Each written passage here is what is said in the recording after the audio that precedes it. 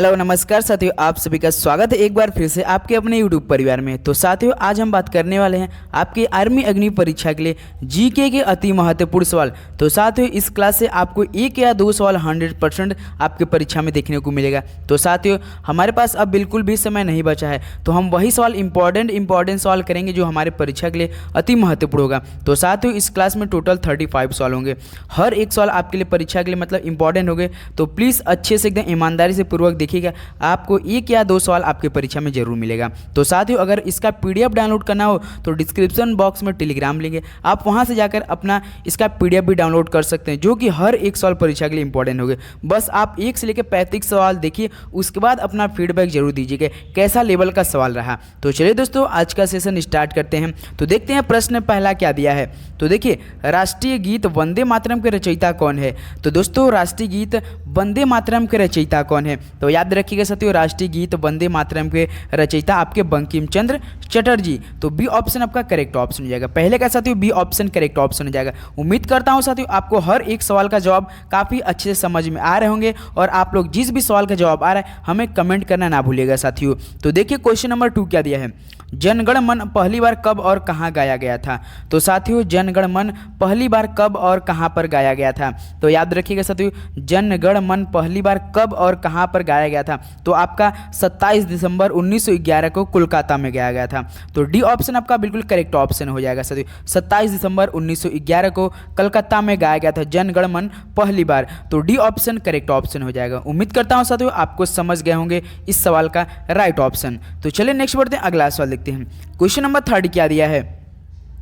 Question number 3 बोला, भारत सरकार द्वारा रुपए का चिन्ह रुपीज किस वर्ष में अपनाया गया था। मोस्ट इंपॉर्टेंट सवाल साथियों।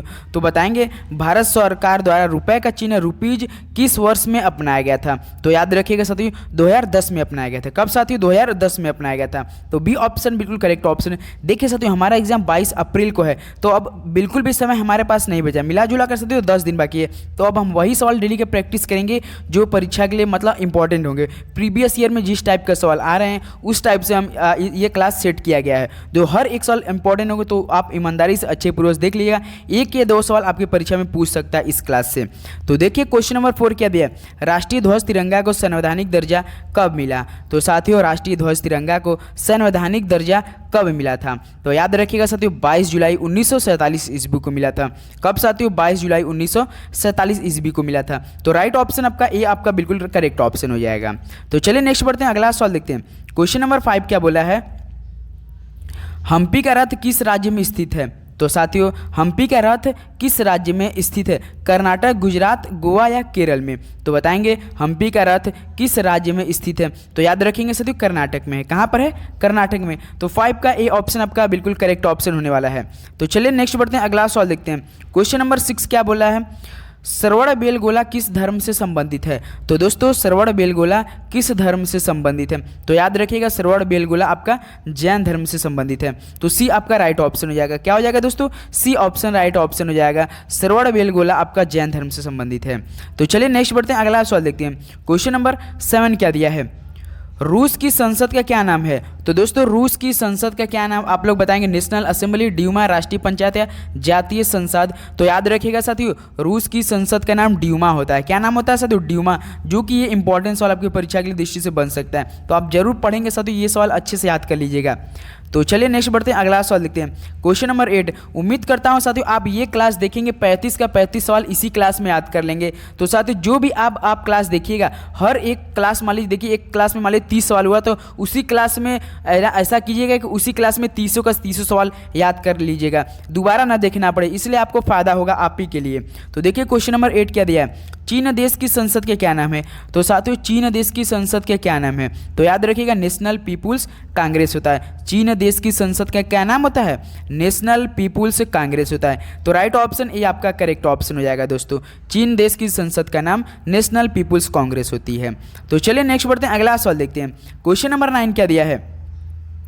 तो देखिए, संयुक्त राज्य अमेरिका की संसद का क्या नाम है। तो दोस्तों, संयुक्त राज्य अमेरिका की संसद के क्या नाम है, सोरा, दीवान निगारा, नेसेट या कांग्रेस। तो याद रखिएगा साथियों, संयुक्त राज्य अमेरिका की संसद का नाम कांग्रेस होता है। क्या नाम होता है साथियों? कांग्रेस होता है। तो डी ऑप्शन आपका राइट हो जाएगा, 9 का डी करेक्ट ऑप्शन हो जाएगा। तो चलिए नेक्स्ट बढ़ते हैं, अगला सवाल देखते हैं। क्वेश्चन नंबर 10 क्या दिया है? इजराइल की संसद का क्या नाम है? जो साथियों इंपॉर्टेंट सवाल लग रहा था, जो एक सवाल आपकी प्रीवियस ईयर में मतलब संसद का पूछा, तो हम सभी का संसद का ले लेके मान लीजिए इस बार दूसरा पूछ दिया, तो इसलिए आपको इसका हर एक सवाल का जवाब देखना है। इजराइल का संसद का क्या नाम है? तो याद रखिएगा साथियों, नेसेट होता है। क्या नाम होता है साथियों? नेसेट होता है। तो बी आपका राइट ऑप्शन हो जाएगा, इजराइल के संसद का नाम नेसेट होता है।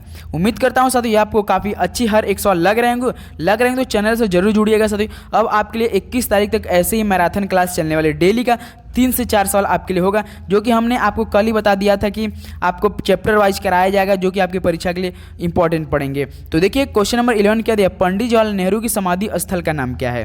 तो बताइए साथियों, पंडित जवाहरलाल नेहरू की समाधि स्थल का क्या नाम है? तो याद रखिएगा साथियों, शांति घाट होता है। क्या होता है साथियों? पंडित जवाहरलाल नेहरू की समाधि का स्थल का नाम शांति घाट। तो बी ऑप्शन राइट ऑप्शन हो जाएगा। तो चलिए नेक्स्ट बढ़ते हैं, अगला सवाल देखते हैं। क्वेश्चन नंबर 12 क्या दिया है? लाल बहादुर शास्त्री के समाधि स्थल का नाम क्या है?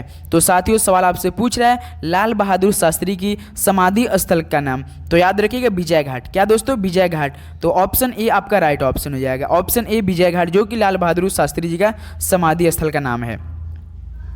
तो चलिए नेक्स्ट बढ़ते हैं, अगला सवाल देखते हैं। क्वेश्चन नंबर 13 दिया है, सवाल बोला है कि भारत व चीन के मध्य स्थित सीमा रेखा को क्या कहते हैं? तो साथियों भारत व चीन के मध्य सीमा रेखा को क्या कहते हैं? तो याद रखिएगा साथियों, मोस्ट इंपॉर्टेंट सवाल है, ये मैक मोहन रेखा। क्या दोस्तों? मैक मोहन रेखा।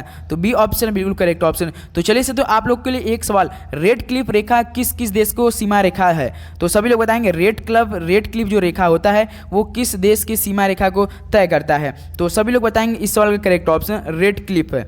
तो चलिए नेक्स्ट बढ़ते हैं, अगला सवाल देखते हैं। क्वेश्चन नंबर 14 क्या दिया है, जो कि मोस्ट इंपॉर्टेंट सवाल साथियों, सीमांत गांधी के उपनाम से किसको जाना जाता है? तो दोस्तों सीमांत गांधी के उपनाम से किसको जाना जाता है? खान अब्दुल गफ्फार खान, बाल गंगाधर तिलक, जाकिर हुसैन या इनमें से कोई नहीं? तो याद रखिएगा साथियों, सीमांत गांधी के उपनाम से हम जानते थे खान अब्दुल गफ्फार खान को। किसे साथियों? खान अब्दुल गफ्फार खान को। तो राइट ऑप्शन ये आपका बिल्कुल करेक्ट ऑप्शन हो जाएगा। तो चलिए अगला सवाल देखते हैं। अगला सवाल हमसे क्या दिया है? क्वेश्चन नंबर 15 दिया है, भारत कोकिला नाइटिंगेल ऑफ इंडिया के नाम से प्रसिद्ध। मोस्ट इंपॉर्टेंट सवाल साथियों, वेरी वेरी इंपॉर्टेंट सवाल है साथियों। तो बताएंगे साथियों, भारत कोकिला नाइटिंगेल ऑफ इंडिया के नाम से प्रसिद्ध मदर टेरेसा, सरोजिनी नायडू, इंदिरा गांधी या सुचिता कृपलानी? तो याद रखिए साथियों, भारत कोकिला यानी नाइटिंगेल ऑफ इंडिया के नाम से प्रसिद्ध सरोजिनी नायडू जी। तो बी ऑप्शन आपका राइट ऑप्शन हो जाएगा। उम्मीद करता हूँ साथियों हर एक सवाल का जवाब आपको काफ़ी अच्छे समझ में आ रहे होंगे और याद करते चल रहे होंगे साथियों हमारे साथ। तो चलिए क्वेश्चन नेक्स्ट बढ़ते हैं। उम्मीद करता हूं साथियों जब हम सवाल पढ़ रहे होंगे तो आपका राइट ऑप्शन आ जाना चाहिए कमेंट बॉक्स में, इसलिए आपकी तैयारी और भी अच्छी बेहतर होगा। तो देखिए क्वेश्चन नंबर 16 क्या दिया, बाल गंगाधर तिलक को किस नाम से जाना जाता था? तो साथियों बाल गंगाधर तिलक को किस नाम से जाना जाता है? लोकमान्य, जननायक, बंगबंधु या देशबंधु? तो गुरुजी बाल गंगाधर तिलक को किस नाम से जाना जाता है? तो लोकमान्य के नाम से जाना जाता है। तो राइट ऑप्शन ये आपका करेक्ट ऑप्शन हो जाएगा, लोकमान्य, जो कि बाल गंगाधर तिलक को नाम से जाना जाता था। तो चलिए नेक्स्ट बढ़ते हैं, अगला सवाल देखते हैं। क्वेश्चन नंबर 17 क्या दिया है, भारत का नेपोलियन किसे कहा जाता है? तो साथियों भारत का नेपोलियन किसे कहा जाता है? जगजीवन राम, नेहरू, समुद्रगुप्त या नेल्सन मंडेला? तो भारत का नेपोलियन यानी समुद्रगुप्त। तो राइट ऑप्शन सी आपका करेक्ट ऑप्शन हो जाएगा। साथियों भारत का नेपोलियन समुद्रगुप्त कहा जाता है। तो चलिए नेक्स्ट बढ़ते हैं, अगला सवाल देखते हैं। क्वेश्चन नंबर 18 क्या दिया है, देखिए अरब सागर की रानी किसे कहते हैं? तो साथियों अरब सागर की रानी किसे कहते हैं? मुंबई, मंगलुरु, मरमागांव या कोच्चि को? तो याद रखिएगा दोस्तों मोस्ट इंपॉर्टेंट सवाल है आपकी परीक्षा की दृष्टि से, अरब सागर की रानी आपका कोच्चि कहते हैं। किसे साथियों? कोच्चि को। तो डी आपका राइट ऑप्शन हो जाएगा। 18 का साथियों डी ऑप्शन करेक्ट ऑप्शन। साथियों आप लोग सोच रहे हैं कि इतना जल्दी क्यों करा रहे, इसलिए साथियों करा रहे कि अब हमारे पास समय नहीं है, तो हम जल्दी जितना कम समय में जितना अधिक से सवाल प्रयास करेंगे करने का, तो हमें हमारे लिए अच्छी फायदा होगा। तो इसलिए कम समय अधिक सवाल करेंगे तो हमको ही काफ़ी बेनिफिट होगा परीक्षा की दृष्टि से। तो देखिए क्वेश्चन नंबर 19 क्या दिया है, चीनी का कटोरा किसे कहते हैं? तो साथियों चीनी का कटोरा किसे कहते हैं? तो आपको पता होगा साथियों क्यूबा कहते हैं। किसे साथियों? क्यूबा को कहते हैं। तो सी ऑप्शन आपका करेक्ट ऑप्शन हो जाएगा। 19 का साथियों सी आपका राइट ऑप्शन हो जाएगा। तो चलिए नेक्स्ट बढ़ते हैं, अगला सवाल देखते हैं। क्वेश्चन नंबर 20 क्या दिया है, भारत की ग्रीन सिटी किसे कहा जाता है? तो दोस्तों भारत की ग्रीन सिटी किसे कहा जाता है? तो याद रखिएगा साथियों गांधीनगर को। किसे साथियों? गांधीनगर को। तो राइट ऑप्शन ए आपका करेक्ट ऑप्शन हो जाएगा। भारत की ग्रीन सिटी यानी गांधीनगर कहा जाता है। तो राइट ऑप्शन ए आपसे राइट हो जाएगा। तो चलिए अगला सवाल देखते हैं। क्वेश्चन नंबर 21 क्या दिया है? भारतीय थल सेना की स्थापना कब हुई थी? तो साथियों भारतीय थल सेना की स्थापना कब हुई थी? तो याद रखिएगा साथियों 1895 ईस्वी में हुई थी। कब दोस्तों? 1895 ईस्वी में हुई थी। तो सी ऑप्शन आपका बिल्कुल करेक्ट ऑप्शन बनेगा। भारतीय थल सेना की स्थापना 1895 ईस्वी में हुई थी। तो चलिए नेक्स्ट बढ़ते हैं, अगला सवाल देखते हैं। क्वेश्चन नंबर 22 क्या दिया है? तो सवाल पूछ रहा है साथियों मालाबार युद्धाभ्यास में कौन सा एक देश शामिल नहीं है? तो साथियों जो मालाबार युद्धाभ्यास होता है उनमें से कौन सा एक देश शामिल नहीं है? भारत, जापान, ऑस्ट्रेलिया या फ्रांस? तो देखिए मालाबार युद्धाभ्यास में कौन एक देश शामिल नहीं है? तो पहले देखिए कौन कौन देश शामिल रहते हैं इनमें से। तो सबसे पहले भारत रहता है, जापान भी रहता है, ऑस्ट्रेलिया रहता है, लेकिन फ्रांस नहीं रहता है साथियों। तो हमारा राइट ऑप्शन डी पड़ेगा साथियों। तो मालाबार युद्धाभ्यास में एक देश शामिल है जो कि फ्रांस नहीं है। तो डी ऑप्शन राइट ऑप्शन हो जाएगा। तो चलिए नेक्स्ट बढ़ते हैं, अगला सवाल देखते हैं। क्वेश्चन नंबर 23 क्या दिया है? पंडित शिव कुमार का संबंध किस वादक से है? तो साथियों पंडित शिव कुमार का संबंध किस वादक से है? संतूर, बांसुरी, तबला या सरोद? तो याद रखिएगा साथियों पंडित शिव कुमार का संबंध आपका है किससे? संतूर से। तो right option A right option हो जाएगा साथियों। संतूर से आपका पंडित शिव कुमार का संबंध। तो चलिए नेक्स्ट बढ़ते हैं, अगला सवाल देखते हैं। क्वेश्चन नंबर 24 क्या दिया है? सवाल 24 दिया पंडित रविशंकर का संबंध किस वादक से? तो चलिए साथियों अब इस बार बताइए पंडित रविशंकर का संबंध किस वादक से? संतूर, सितार, बांसुरी या सरोद? तो याद रखिएगा साथियों सितार से। किससे? पंडित रविशंकर का संबंध आपका सितार से है। तो बी ऑप्शन आपका बिल्कुल करेक्ट ऑप्शन होने वाला है साथियों। तो चलिए नेक्स्ट बढ़ते हैं, अगला सवाल देखते हैं। क्वेश्चन नंबर 25 ईमानदारी से बताइएगा साथियों आपका इन 35 सवालों में से आपका लास्ट में कितना स्कोर बना? एकदम ईमानदारी से बताइएगा साथियों, इससे हमें पता लगेगा आपके जीके किस टाइप की तैयारी चल रही है।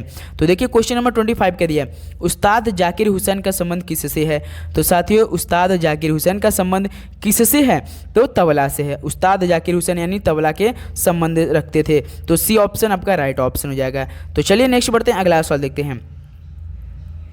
क्वेश्चन नंबर 26 से बोल रहा है उस्ताद बिस्मिल्लाह खां का संबंध किससे है? इस पे मोस्ट इंपॉर्टेंट सवाल से इस पे आप लोग स्टार बना लीजिए और इसको याद कर लीजिएगा। एकदम इंपॉर्टेंट सवाल आपके परीक्षा के लिए। उस्ताद बिस्मिल्लाह खां का संबंध की है वायलिन, शहनाई, मृदंग या अलगोजा से? तो याद रखिएगा साथियों शहनाई से है। किससे साथियों? शहनाई से। तो बी ऑप्शन आपका करेक्ट ऑप्शन हो जाएगा शहनाई।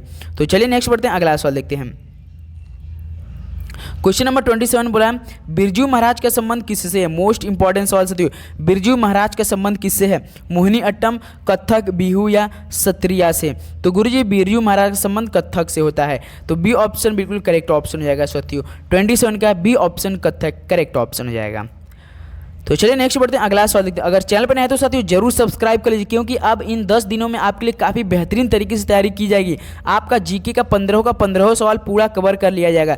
उम्मीद करता हूं आपके पेपर में 15 सवाल हर एक क्लास से एक सवाल देखने को मिलेंगे। ये हमारा वादा है आपसे साथियों। तो देखिए क्वेश्चन नंबर 28 के दिया गरबा नृत्य किस राज्य का है? बस आप लोग अच्छे से क्लास को डेली का डेली जो भी क्लास आपके लिए आए आप लोग जरूर ज्वाइन करके देख लिया कीजिए साथियों। तो देखिए गरबा नृत्य पूछ रहा है तो किस राज्य का है? गुजरात, राजस्थान, पंजाब या बिहार का? तो याद रखिएगा साथियों गरबा नृत्य आपका गुजरात राज्य का है। तो ए ऑप्शन आपका बिल्कुल करेक्ट ऑप्शन हो जाएगा। 28 साथियों ए ऑप्शन राइट ऑप्शन हो जाएगा। तो चलिए नेक्स्ट बढ़ते हैं, अगला सवाल देखते हैं। क्वेश्चन नंबर 29 बोला है डांडिया किस राज्य का नृत्य है? तो साथियों पूछ रहा है सवाल डांडिया किस राज्य का नृत्य है? पंजाब, गुजरात, महाराष्ट्र या गोवा का? तो याद रखिएगा साथियों डांडिया कहाँ का होता है? ये भी आपका गुजरात का होता है। तो बी ऑप्शन बिल्कुल करेक्ट ऑप्शन हो जाएगा। 29 के साथियों बी ऑप्शन राइट ऑप्शन हो जाएगा। तो चलिए नेक्स्ट बढ़ते हैं, अगला सवाल देखते हैं। क्वेश्चन नंबर 30 जो कि मोस्ट इंपॉर्टेंट सवाल साथियों, परीक्षा की दृष्टि से अति महत्वपूर्ण ये सवाल। यक्षगान किस राज्य का प्रसिद्ध लोक नृत्य है? कर्नाटक, राजस्थान, हरियाणा या तमिलनाडु का? तो बताएंगे सभी लोग साथियों यक्षगान किस राज्य का प्रसिद्ध लोक नृत्य है? तो याद रखिएगा साथियों कर्नाटक का है। कहाँ का है साथियों? कर्नाटक का। तो राइट ऑप्शन ये आपका बिल्कुल करेक्ट ऑप्शन हो जाएगा। तो चलिए नेक्स्ट बढ़ते हैं, अगला सवाल देखते हैं। क्वेश्चन नंबर 31 क्या बोल दिया है? कथकली किस राज्य का प्रसिद्ध लोक नृत्य है? तो साथियों कथकली किस राज्य का प्रसिद्ध लोक नृत्य है? केरल, कर्नाटक, हरियाणा या आंध्र प्रदेश का? तो याद रखिए साथियों कथकली कहाँ का पड़ता है? केरल में होता है। कहाँ पे साथियों? केरल में। तो राइट ऑप्शन ए आपका बिल्कुल करेक्ट ऑप्शन हो जाएगा। कथकली किस राज्य का प्रसिद्ध लोक नृत्य है? तो केरल राज्य का प्रसिद्ध लोक नृत्य है। तो चलिए नेक्स्ट बढ़ते हैं, अगला सवाल देखते हैं। क्वेश्चन नंबर 32 क्या दिया है? कुचिपुड़ी नृत्य शैली किस राज्य की प्रसिद्ध है? मोस्ट इंपॉर्टेंट सवाल साथियों, देख रहे हैं साथियों सवाल जो आपके परीक्षा में बार बार ऐसे सवाल रिपीट होते हैं। तो बताएंगे कुचिपुड़ी नृत्य शैली किस राज्य की प्रसिद्ध है? आंध्र प्रदेश, हरियाणा, गुजरात या असम का? तो याद रखिएगा साथियों आंध्र प्रदेश का। कहाँ का है? आंध्र प्रदेश का। तो ऑप्शन ए आपका बिल्कुल करेक्ट ऑप्शन हो जाएगा। 32 का साथियों ए ऑप्शन राइट ऑप्शन हो जाएगा। तो चलिए नेक्स्ट बढ़ते हैं, अगला सवाल देखते हैं। क्वेश्चन नंबर 33 क्या दिया है? बिहू किस राज्य का प्रसिद्ध लोक नृत्य है? तो साथियों बिहू किस राज्य का प्रसिद्ध लोक नृत्य है? असम, उत्तराखंड, झारखंड या त्रिपुरा का? तो बताएंगे सभी लोग साथियों बिहू किस राज्य का प्रसिद्ध लोक नृत्य है? तो गुरुजी ये तो असम में होता है जो कि काफ़ी फेमस है। तो ऑप्शन ए आपका बिल्कुल करेक्ट ऑप्शन हो जाएगा। तो चलिए अगला सवाल देखते हैं। क्वेश्चन नंबर 34 क्या दिया है? दादा साहेब फाल्के पुरस्कार प्राप्त करने वाली पहली महिला कौन थी? तो साथियों दादा साहेब फाल्के पुरस्कार प्राप्त करने वाली पहली महिला कौन थी? नरगिस दत्त, उमा देवी, देविका रानी या दिलीप कुमार? तो याद रखिएगा साथियों दादा साहेब फाल्के पुरस्कार प्राप्त करने वाली पहली महिला देविका रानी थी। कौन सी साथियों? देविका रानी। तो सी ऑप्शन आपका करेक्ट ऑप्शन। उम्मीद करता हूँ साथियों आपको हर एक सवाल काफ़ी अच्छे से याद हो रहा होगा साथियों। एकदम ईमानदारी से कहिएगा साथियों, बताइएगा कोई भी दिक्कत हो या डाउट हो तो प्लीज़ हमें एक बार कमेंट करके जरूर बताइएगा। डिस्क्रिप्शन बॉक्स में टेलीग्राम है, वहाँ से आप हमें मैसेज कर सकते हैं। देखिए 35 कहते हैं ग्रैमी अवार्ड किस क्षेत्र में दिया जाता है? तो साथियों ग्रैमी अवार्ड किस क्षेत्र में दिया जाता है? तो याद रखिएगा साथियों संगीत, फिल्म, साहित्य, शौर्य। तो ग्रैमी अवार्ड आपका संगीत क्षेत्र में दिया जाता है। तो ऑप्शन ए आपका बिल्कुल करेक्ट ऑप्शन हो जाएगा। 35 का साथियों ए ऑप्शन बिल्कुल करेक्ट ऑप्शन हो जाएगा। तो साथियों इस क्लास में टोटल 35 सवाल कंप्लीट होता हुआ जो कि परीक्षा के लिए 1 या 2 सवाल 100% गारंटी इस क्लास का। तो आप लोग प्लीज़ अच्छे से एक बार रिपीट करके जरूर देख लीजिएगा और हर एक सवाल का 3500 सवाल जरूर याद करके जाएंगे। तो चलिए दोस्तों चैनल पे नए तो जरूर सब्सक्राइब करके बेल नोटिफिकेशन ऑन कर रखिएगा साथियों। जब भी वीडियो आएगा आपके पास तुरंत सबसे पहले नोटिफिकेशन जाएगा। इसे आप लोग वो क्लास ज्वाइन करके देख सकते हैं और तैयारी काफ़ी अच्छे से कर सकते हैं। तो चलिए मिलते हैं अगले वीडियो में, तब तक के लिए जय हिंद, जय भारत, धन्यवाद। पढ़ते रहिए। All the very best.